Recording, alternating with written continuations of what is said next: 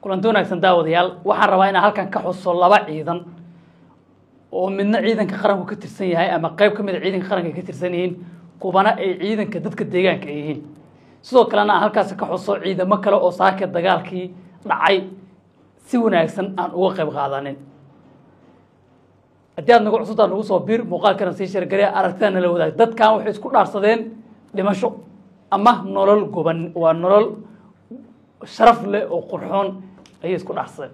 saaka aroortii hore kooxda al-shabaab ayaa weerar in muddo ah ay abaabuleysay waxay ku qaaday deegaanka liyaado wargaadhi oo gobolka shabeellada dhexe ka tirsan meel istiraatiiji oo muhiim ah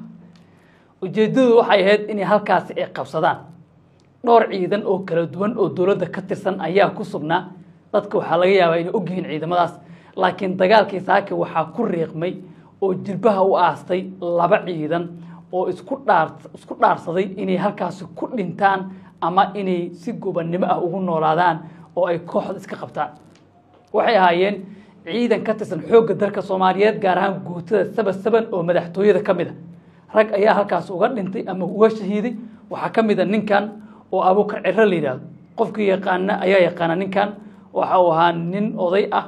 oo afgaaban oo ahlu salaada ahlu diin ah oo aan qofka su'aal ka badan ana weydiin macna dadka kaftama oo dadka la fariista oo xantama oo ma ahayn nin wuxuu ahaa shaqadiisa ka qabsada iska fasaxa oo aan dhib badnayno ilaahay intuu qof bini aadana u naxariistay ama karaameeyay ama afkiisa iyo adinkiisa laga nabadgalay buu ahaa oo dadku inta taqaanaa kulli ka sheekan doonto Abuukar Cirre Allah u naxariisto aniga si gaar ah u qeynay ciidanka saban oo kamid ahaa rag ciidankaasi ka tirsan oo saakay diiday in la dhaqaaqo oo al-shabaab in la dagaalamo go'aansaday oo kamid ahaa ayaga waxaa sidoo kale muhiim ahaa oo meeshaasi si weyn uga dagaalamay waliba kaalinta ugu weyn way lahaayeen la oran karaa ciidamada kuwa deegaanka ragga deegaankaasi ka soo jeeda ee macawsleyda waxay sheegeen in horay dagaal looga qabsaday Cali Guduud haddana ay wargaadhi joogaan haddii wargaadhi ka baxaana ay qaxooti macnaha inay barakac noqon doonaan oo deegaan oo aan deegaankoodii ahayn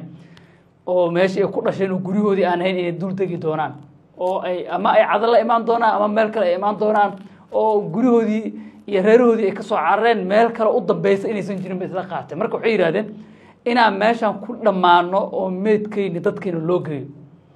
ama inaan deegaankan oo goobihii annaga aan ka soo jeednin nooga dambeeyo al-shabaab aan ka ceshano aan kula dagaalano wax ka dhaxeeya male ayagana waa isku dhaarsadeen maalmaha markii xiisadu jirtay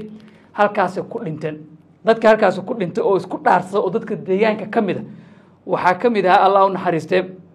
ninkan laashinka ah oo codkiisa laga yaabo meel badan ku aragteen aadna loo yaqaano oo lagu magacaabo laashin Xasan Axmed Cusuble oo horay u tiriyay gabayo ama suugaan oo al-shabaab uu kula hadlayay isagoo ku sugnaa deegaanadaas gobolka shabeellada dhexe gaar ahaan Cali Guduud gabayadaas oo qaarkood baraha bulshada laga inaa ku aragteen ama aad heli doontaan hadaa qortaan aad ula dagaalamay haddana qori soo wato la dagaalamay raggii kale inta la mid ahna way dagaalameen calaa iyo xaal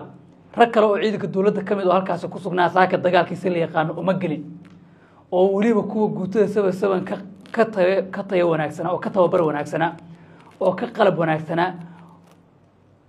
laakiin nimankaas saban lidaado oo ilaalada madaxtooyada ahaa oo halkaas la geeyo oo waliba ceeldheer laga keeno oo ciidanka meesha degan aan ahayn saakay nafta u horeen deegaankaas dalkooda nafta u horeen ciidamadii deegaankaas ka soo jeeda ayagana saakay waxay go'aan ku gaareen in gabigood la aaso oo macawsleydii ama inay goobtooda ka xoreystaan haddii sidaas al-shabaab loola dagaalamo oo go'aankaas la qaato sida maanta midda ku dhacda al-shabaab ku dhacayso meel kasta waa loogu adkaanaya ee kaliya waxay u baahan tahay rag isku go'aan ah isdhaarsado oo geerina diyaar u ah guulna diyaar u ah intii ay gudnimo ku noolaan lahaayeen oo ay carari lahaayeen oo ay deegaan iyo gurigoodii iyo meel aan cid u joogin ay dul deganaan lahaayeen sida meelo qaar oo gobolka shabeellada dhexe kamid ah haddaba ku dhacday marka dagaalkii hadda waa soo dhamaaday deegaankii waa nabad waxaa ciidanka dowladda Soomaaliyeed iyo kuwa deegaanka ay ku sugan yihiin wargaadhi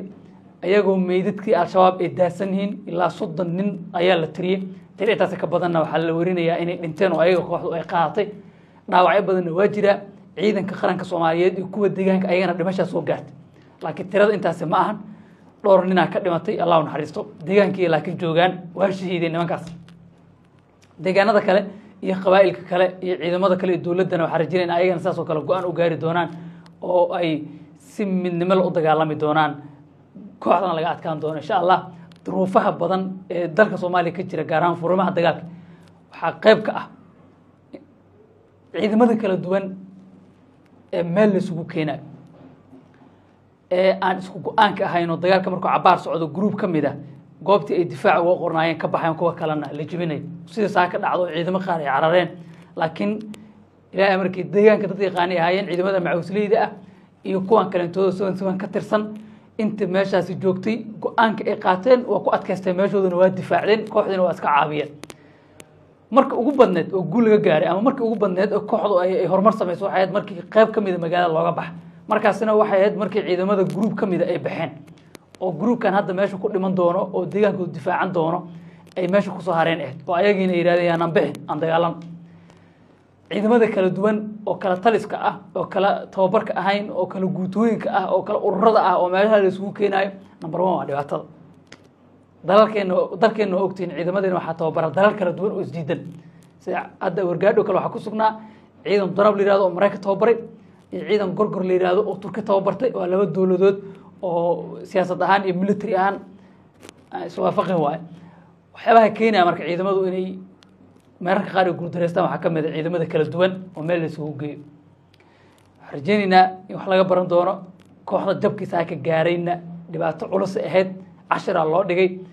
markasta oo meel laga soo baxo ama ay meel qabsato waa la hadalaya waa la sheegay laakiin waa markii sidan oo kale jilba inta loo aasto deegaankeedu dadka ay difaacdaan oo ciidankuna ay difaacaan ayagana in loo mahad celiyo waa aad ma santiin aragtida qaybta sayfaalada noo reeb muuqaalkana soo shirgaray inta dhimatay waxaan leenahay Allah u naxariisto inta dhaawacana Allah u boogadhayo aad